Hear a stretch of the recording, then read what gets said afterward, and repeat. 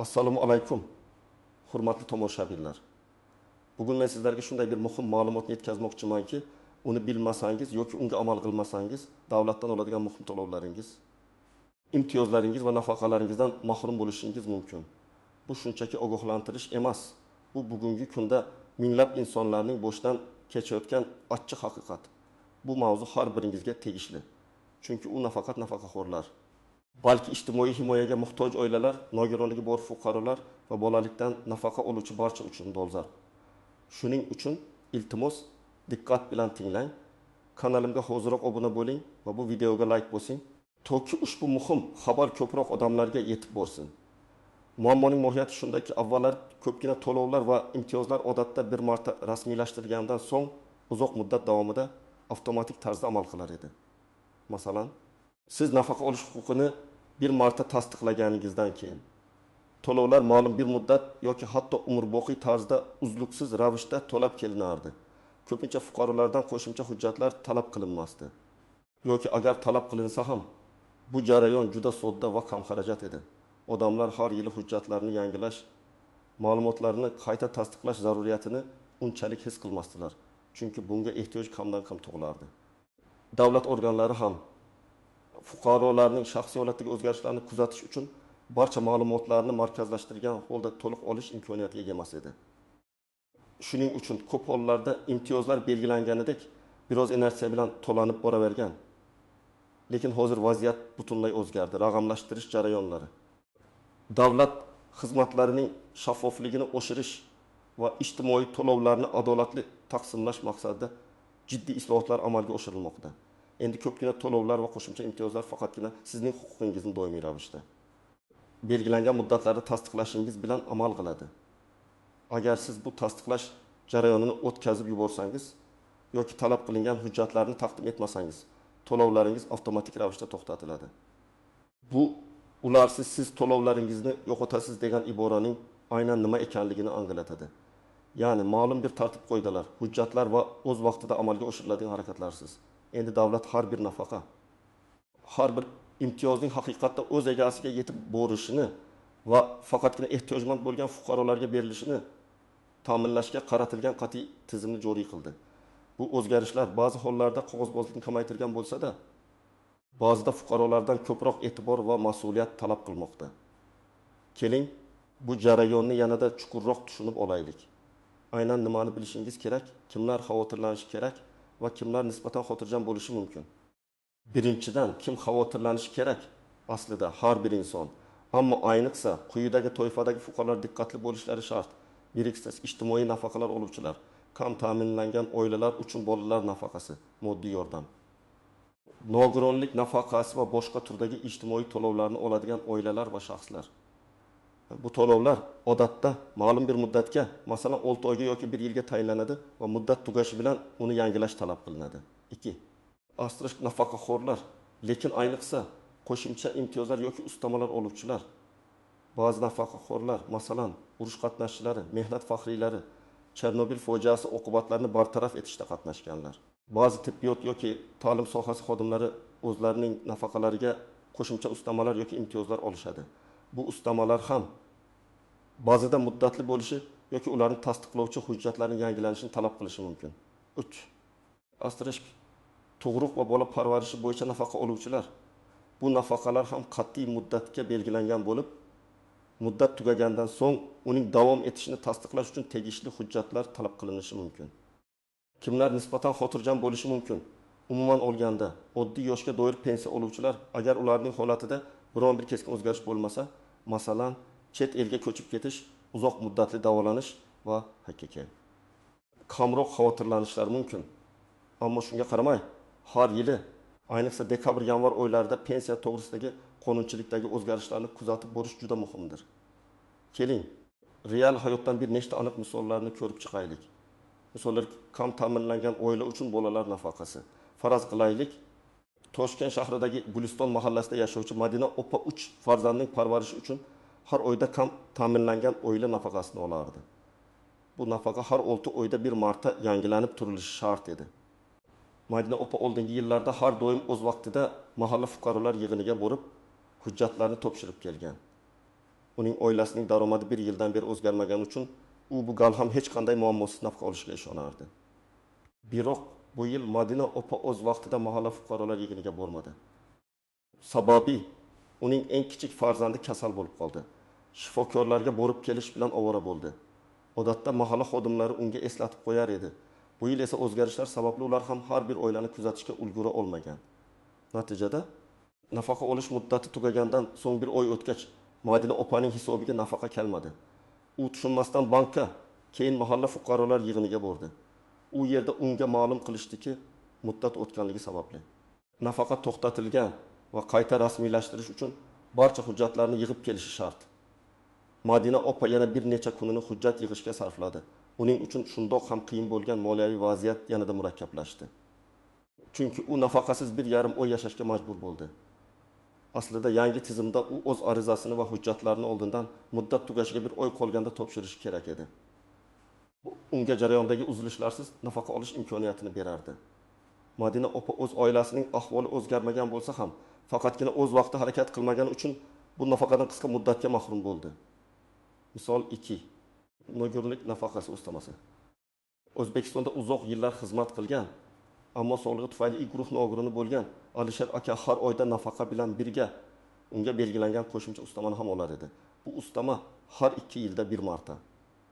Nogironlikni qayta tasdiqlash uchun tibbiy mehnat ekspert komissiyasi xulosasini taqdim etish orqali yangilanardi.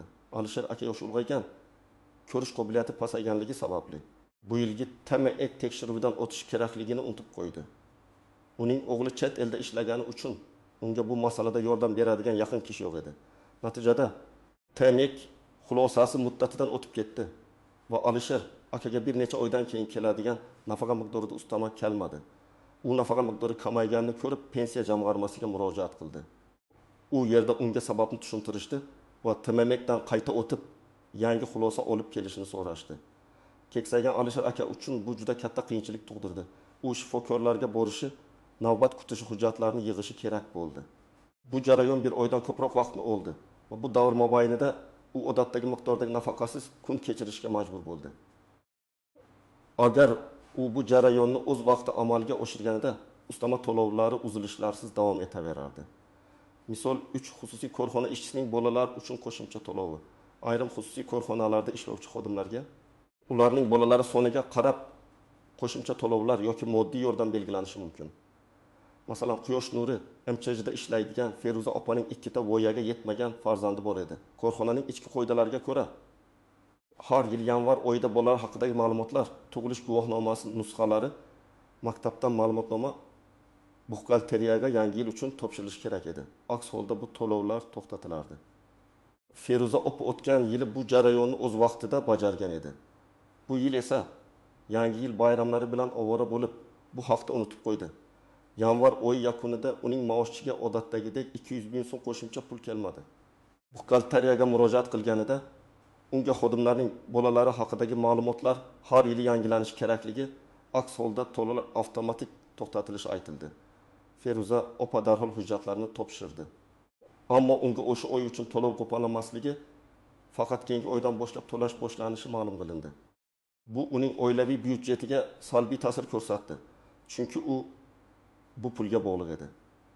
Bu yerda ular o'z vaqtida taqdim etilishi kerak bo'lgan ma'lumotlar edi. Bu misollar shuni ko'rsatadiki, hatto moliyaviy ahvolingiz o'zgarmagan bo'lsa ham, faqatgina ma'lum bir tartib qoidalarga amal qilmaganingiz uchun to'lovlardan mahrum bo'lishingiz mumkin.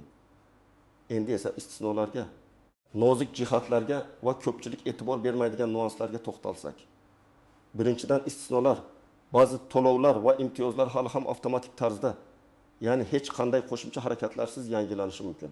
Bu asosan davlat ma'lumotlar bazalarida barcha kerakli ma'lumotlar mavjud bo'lgan holatlarga tegishli. Masalan, agar sizning pasport ma'lumotlaringiz, yashash joyingiz, oilaviy ahvolingiz haqidagi ma'lumotlar davlat idoralari tomonidan markazlashgan tizim orqali to'liq va o'z vaqtida yangilansa, sizdan qo'shimcha hujjat talab qilinmasligi mumkin. Bu ko'pincha tug'ilishni ro'yxatga olish bilan bog'liq bo'lgan ba'zi dastlabki bolalar nafaqalariga tegishli bo'lishi mumkin. Lekin bu istisnolar kamayib bormoqda va har doim ham shunday bo'lishiga ishonib bo'lmaydi. Har bir holatda O'zingizning to'lov turini aniqlashtirish va uning muddatlarini bilish juda muhim. Ikkinchidan, e'tibor berilishi kerak bo'lgan nozik jihatlar. BIM asrash muddatlar. Har bir to'lovning o'z belgilangan muddati bor. Bu muddatlar davlat tomonidan aniq belgilanadi va odatda rasmiy manbalarda qonun hujjatlari, Vazirlar Mahkamasi qarorlari, xalqqa murojaatlar e'lon qilinadi. Ba'zi to'lovlar har 6 oyda, ba'zilari har yilda, ba'zilari esa 2 yilda bir marta yangilanishi kerak. Bu muddatlarni aniq bilish va ularni eslab qolish juda muhim. Eslab qolmasangiz, mobil telefoningizga eslatma qo'yishingiz yoki kalendarga belgilab qo'yishingiz tavsiya etiladi.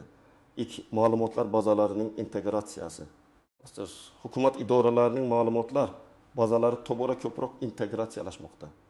Bu bir tomondan yaxshi, chunki ba'zi hujjatlarni takroran yig'ishga hojat qolmaydi. Masalan, avvallari propiska joyidan ma'lumotnoma talab qilinardi. Endi esa bu ma'lumotlar Ichki ishlar vazirligining bazasidan avtomatik olinadi. Biroq bu har doim ham muammosiz ishlaydi degani emas. Ba'zida texnik nosozliklar, ma'lumotlar almashinuvidagi kechikishlar sababli sizdan allaqachon mavjud bo'lgan ma'lumotni qayta taqdim etish so'ralishi mumkin. Bunday holatlarga tayyor turish kerak. O'ttiz yashash joyining o'zgarishi, agar sizning yashash joyingiz o'zgarsa, ayniqsa boshqa viloyatga yoki tumanga ko'chib o'tsangiz, bu haqda tegishli organlarga zudlik bilan xabar berishingiz shart. Aks holda sizga to'lanayotgan to'lovlar to'xtatilishi mumkin. Chunki ma'lumotlar sizning eski yashash joyingiz bo'yicha tizimda qolib ketishi va yangi hududdagi organlarga yetib bormasligi mumkin.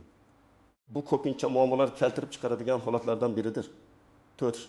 Oilaviy ahvoldagi o'zgarishlar. Nikohdan o'tish, ajralish, farzand tug'ilishi yoki vafot etish kabi oilaviy ahvoldagi har qanday o'zgarish ham siz oladigan to'lovlarga ta'sir qilishi mumkin.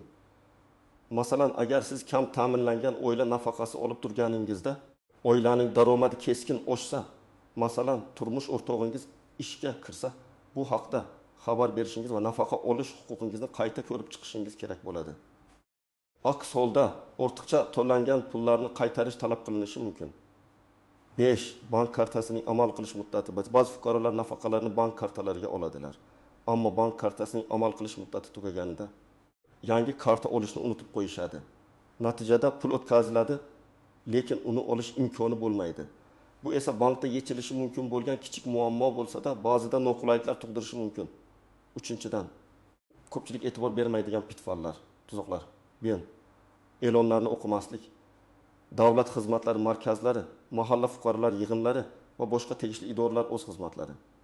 Yangi qoidalar va muddatlar haqida doimiy ravishda e'lon berib boradi. Bu e'lonlar ko'pincha elektron taxtalarda, rasmiy veb-saytlarda, ijtimoiy tarmoqlardagi sahifalarda va mahallalardagi plakatlarda joylashtiriladi. Ularni o'qishga beparvolik qilish muhim ma'lumotlarni o'tkazib yuborishga olib keladi. 9. Telefon raqamining o'zgarishi. Ko'plab ijtimoiy to'lovlar haqidagi ogohlantirishlar SMS orqali yuboriladi. Agar siz telefon raqamingizni o'zgartirgan bo'lsangiz va bu haqda tegishli organlarga xabar bermagan bo'lsangiz, muhim ogohlantirishlardan bexabar qolishingiz mumkin. Bu ayniqsa pensiya jamg'armasi va ijtimoiy himoya agentligining ogohlantirishlarida juda muhim. 3. Astirish hujjatlarining yo'qolishi yoki shikastlanishi. Astirish har bir fuqaro o'zining shaxsini tasdiqlovchi hujjatlar, tug'ilish guvohnomalari, nikoh guvohnomalari, tamaki xulosalari kabi muhim qog'ozlarni tartibli saqlashi shart. Agar ular yo'qolsa yoki shikastlansa, qayta tiklash uchun vaqt va mablag' sarflanadi. Bu esa to'lovlarni o'z vaqtida rasmiylashtirishga to'sqinlik qiladi. 4. Astirish internet va raqamli savodxonlikning yetishmasligi. Hozirgi kunda ko'plab xizmatlar, jumladan nafaqalar va imtiyozlarni rasmiylashtirish onlayn tarzda yagona interaktiv davlat xizmatlari portali mypogov.uz orqali amalga oshiriladi. Agar siz bu platformadan foydalanishni bilmasangiz yoki internetdan umuman uzoq bo'lsangiz, bu jarayon siz uchun murakkab bo'lishi mumkin. Bu holatda sizga yordam bera oladigan ishonchli kishilarga murojaat qilishingiz yoki davlat xizmatlari markazlari DXM operatorlaridan yordam so'rashingiz kerak bo'ladi. Endi esa amaliy maslahatlar. Nima qilishingiz kerak? Qayerga murojaat qilish kerak? Qanday hujjatlarni yig'ish kerak va nimani yozish kerak? 1. O'z to'lovlaringizni aniqlang va muddatlarni bilib oling. Eng avvalo siz qanday to'lovlar, nafaqalar yoki imtiyozlar olayotganingizni aniq bilishingiz kerak. Har birining belgilangan muddatini, ya'ni uni qachon qayta rasmiylashtirish yoki yangilash kerakligini bilib oling. bu ma'lumotlarni. Sizga avval to'lovni tayinlagan tashkilotdan pensiya jamg'armasi, ijtimoiy himoya agentligi, mahalla fuqarolar yig'ini, mypodgov uz portali orqali shaxsiy kabinetingizdan agar mavjud bo'lsa, tegishli davlat idoralarining ishonch telefonlariga qo'ng'iroq qilish orqali, davlat xizmatlari markazlariga murojaat qilish orqali olishingiz mumkin. Bu ma'lumotlarni biror joyga yozib qo'ying yoki elektron eslatma sifatida saqlang. Muddat tugashiga kamida bir oy qolganda harakatni boshlashni unutmang. Ikki ostash qayerga murojaat qilish kerak? Ijtimoiy nafaqalar, bolalar nafaqasi, moddiy yordam, nogironlik nafaqasi. Asosan yashash joyingizdagi mahalla fuqarolar yig'iniga murojaat qilasiz. Hozirda ko'plab jarayonlar mytokov.uz orqali onlayn tarzda ham amalga oshirilmoqda. Lekin 1-marta rasmiylashtirish yoki holat murakkab bo'lsa, mahallaga borish yaxshiroqdir. Pensiyalari ularga ustamalar, tuman shahar pensiya jamg'armasi bo'limiga murojaat qilasiz. Ba'zi xizmatlar mytokov.uz orqali ham mavjud. Nogironlikni tasdiqlash, tibbiy mehnat ekspert komissiyasi ta'miniga murojaat qilasiz. Buning uchun dastlab oilaviy poliklinikangizdan yo'llanma olishingiz kerak bo'ladi. Tug'ruq va bola parvarishi bo'yicha nafaqa ish joyingizning buxgalteriyasiga yoki ijtimoiy sug'urta jamg'armasiga. Qanday hujjatlarni yig'ish kerak? Asos hujjatlar ro'yxati siz olayotgan to'lov turiga qarab farq qiladi. Lekin odatda quyidagilar umumiy bo'lishi mumkin. Pasport, asli va nusxasi, nikoh guvohnomasi, agar mavjud bo'lsa, asli va nusxasi. Farzandlarning tug'ilish guvohnomalari, asli va nusxalari. Oilaning tarkibi haqida ma'lumotnoma, mahalla fuqarolar yig'inidan yoki DXMdan. Yashash joyidan ma'lumotnoma, agar tizimda avtomatik mavjud bo'lmasa. Oilaning daromadlari haqida ma'lumotnoma ish joyidan, yashash joyi bo'yicha soliq idorasidan, fermer xo'jaliklaridan va hoki bu ayniqsa kam ta'minlangan oila nafaqalari uchun juda muhim. Bank kartasi raqami va rekvizitlari nafaqa o'tkazilishi uchun. Nogironlikni tasdiqlovchi tamagik xulosasi nogironlik nafaqasi oluvchilar uchun. Oldingi tayinlangan nafaqa to'g'risidagi xulosa yoki hujjat nusxasi ayrim hollarda. Tibbiy ko'rik natijalari yoki kasallik tarixi. Ayniqsa nogironlikni qayta tasdiqlashda. Har doim tegishli tashkilotga murojaat qilishdan oldin kerakli hujjatlar ro'yxatini aniqlashtirib oling. Shunda vaqtingizni tejasiz va ortiqcha ovora bo'lmaysiz. Dard asliq nimani yozish kerak? Odatda sizdan arizani qo'lda yozish talab qilinmaydi. Aksariyat tashkilotlarda standart shakldagi ariza blankalari mavjud bo'ladi. Siz ularga shaxsiy ma'lumotlaringizni kiritib imzo chekasiz. Arizada sizga qanday to'lov kerakligi, nima uchun kerakligi va qancha muddatga belgilashingizni so'rashingiz lozim bo'ladi. Agar siz mypodgov.uz orqali ariza topshirsangiz, u yerda ham tegishli shakllar mavjud bo'ladi va siz elektron tarzda ma'lumotlarni kiritasiz. Ammo agar sizning holatingiz standartdan tashqari bo'lsa yoki qo'shimcha tushuntirish talab qilsa, murojaat xatini yozishingizga to'g'ri kelishi mumkin. Bunday hollarda xatda kimga, tashkilot nomi, lavozimiga, kimdan, sizning ism familiyangiz, yashash manzilingiz, telefon raqamingiz, murojaat sababi, masalan, nafaqa to'lovlarining to'xtatilganligi sababini aniqlash va ularni qayta tiklashda yordam so'rash. Muammoning qisqacha bayoni va sizning xulosangiz. Imzo va sana. Bunday xatlarni 2 nusxada tayyorlab, birini qabul qiluvchi tashkilotning muhrini qo'ydirib o'zingizda saqlashingiz tavsiya etiladi. Aziz do'stlar, ushbu ma'lumotlar sizga juda foydali bo'ldi degan umiddaman. Unutmang, sizning moliyaviy barqarorligingiz va oilangizning osoyishtaligi ko'pincha ana shunday oddiy ko'ringan, ammo muhim qoidalarga amal qilishingizga bog'liq. Ular deganda bu sizning e'tiboringiz, mas'uliyatingiz, o'z vaqtida harakat qilishingiz va kerakli hujjatlarni tartibli saqlashingiz nazarda tutilgan. Davlat to'lovlarini avtomatik ravishda to'xtatish bu sizni jazolash emas, balki tizimdagi shaffoflikni ta'minlash va haqiqiy ehtiyojmandlarga yordam berishga qaratilgan harakatdir. Shuning uchun yana bir bor takrorlayman. O'z to'lovlaringiz muddatlarini bilib oling. Kerakli hujjatlarni oldindan tayyorlab qo'ying va eng muhimi, hech qachon befarq bo'lmang. Agarda biror qiyinchilikka duch kelsangiz, darhol tegishli idoralarga murojaat qiling va yordam so'rang. Hech qanday ma'lumotni o'tkazib yubormaslik uchun rasmiy manbalarni kuzatib boring. Bu videoni do'stlaringiz va yaqinlaringizga ulashing. Zero, bu ma'lumotlar kimningdir to'lovlarini saqlab qolishga yordam berishi mumkin. Videoga like bosing, obuna bo'ling va eng muhimi, ushbu mavzu bo'yicha o'z fikrlaringizni, tajribalaringizni izohlarda yozib qoldiring. Sizning savollaringizga javob berishdan doimo mamnunman. Keyingi videolarda ko'rishguncha xayr.